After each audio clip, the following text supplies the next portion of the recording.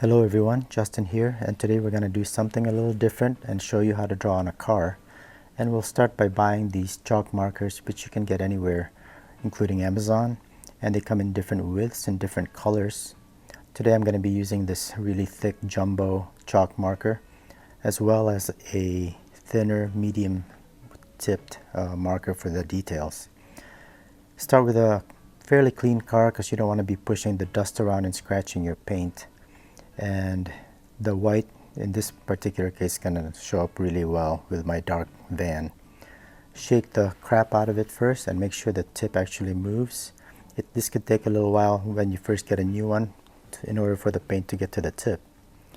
So as you can see here, I'm just demonstrating how you can use the tip in different ways to get different thicknesses of line. And what's great about this is if you make a mistake, it's easy to wipe off. Now if you wipe off with a wet wipe, it takes it off pretty quickly. Follow it up with a dry paper towel and you'll be fine. If you just push the paint around, you're going to leave a lot of residue, just like I'm showing here. So start off with a wet wipe and then follow it up with a paper towel. You can see right here how it just leaves all that residue. Anyway, so let's get started. I did this early in the morning. I only had like 20-25 minutes to do this. I'm gonna show this fairly quickly.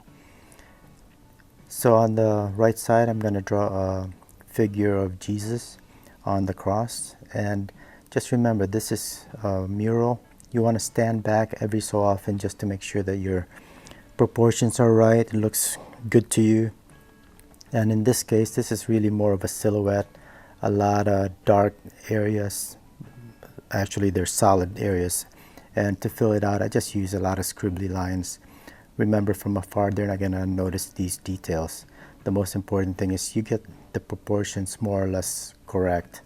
But even then, people are going to look at it for just a few seconds and they're not going to be that critical.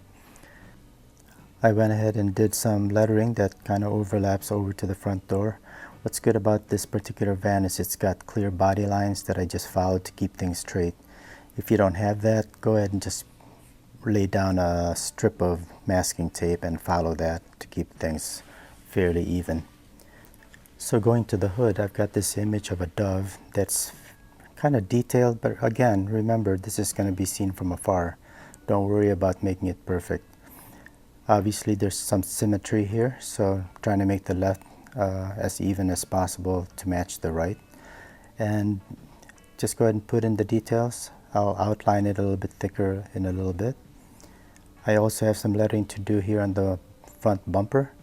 I didn't do a great job of trying to keep things centered, but again, it won't be noticeable. Alright, so this is where I was talking about making it a little bit thicker, the outline, and this just makes it a little bit more dramatic and more interesting.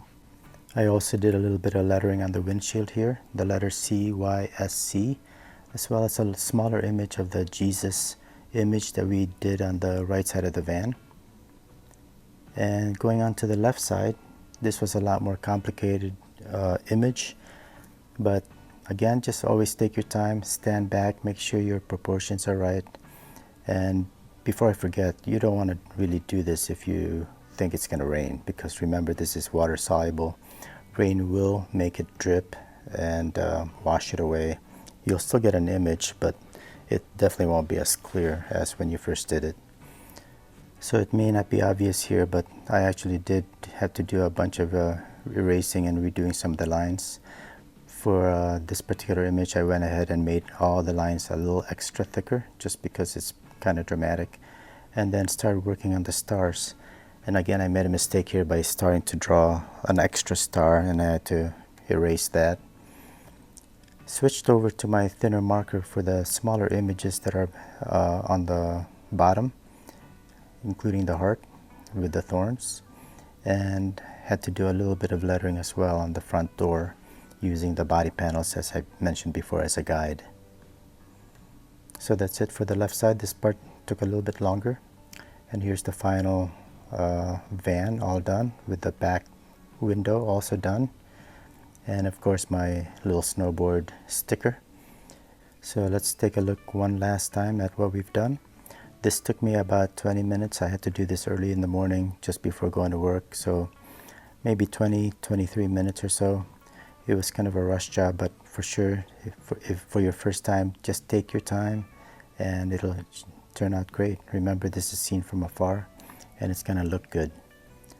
So have fun. Thanks a lot for watching this video. I hope you got something out of it and you'll give it a shot. Have a great day, and I'll see you next time. Bye.